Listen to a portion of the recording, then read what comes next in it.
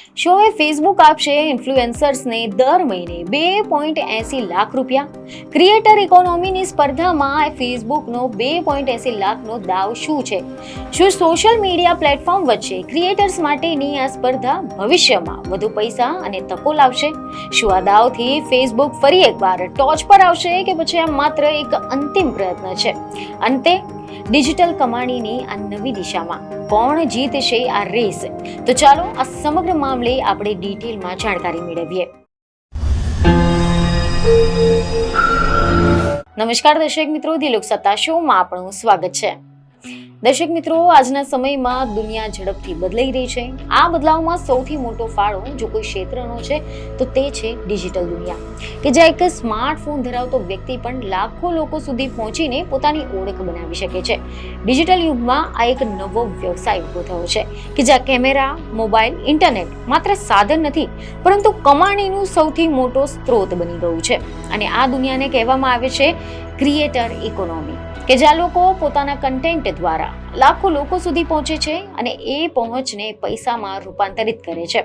અને આ જ છે ક્રિએટર ઇકોનોમીનું સત્ય, કે જ્યાં લોકો પોતાની કળા, વિચારો અને જીવનશૈલીને કન્ટેન્ટમાં ફેરવીને કમાણી કરી રહ્યા છે.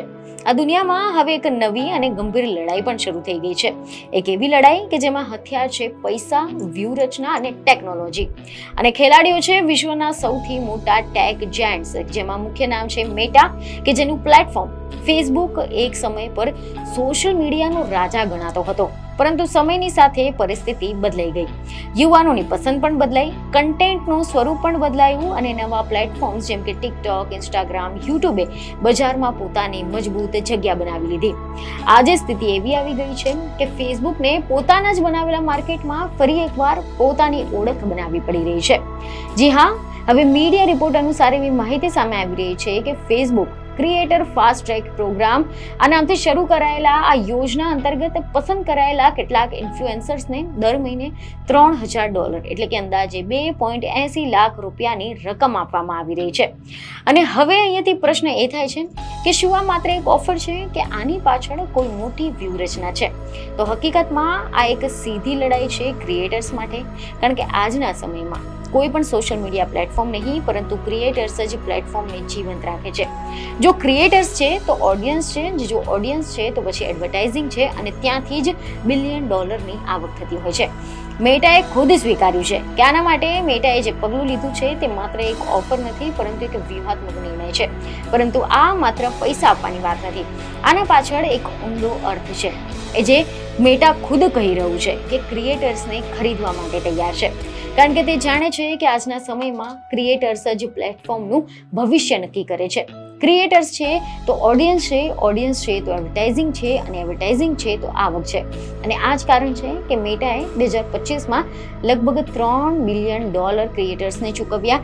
આ આંકડો માત્ર એક નાણાકીય માહિતી નથી પરંતુ આ એક સંકેત છે કે કંપની માટે આ ક્ષેત્ર કેટલું મહત્વપૂર્ણ બની ગયું છે.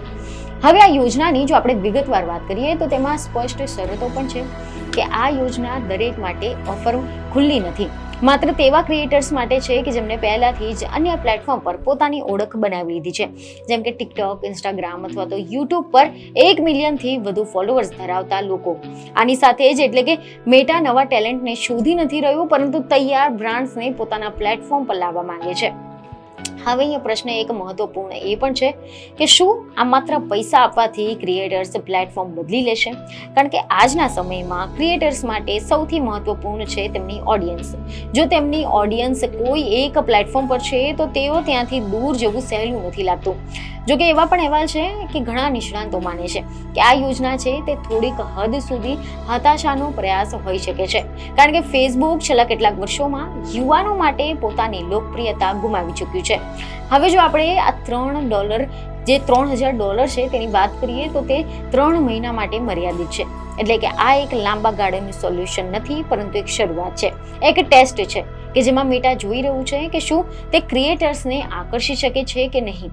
આના ઉપરાંત તેમાં એક શરત પણ છે કે ક્રિએટર્સને દર મહિને ઓછામાં ઓછા 15 રીલ્સ અથવા શોર્ટ્સ વિડીયો પોસ્ટ કરવા પડશે.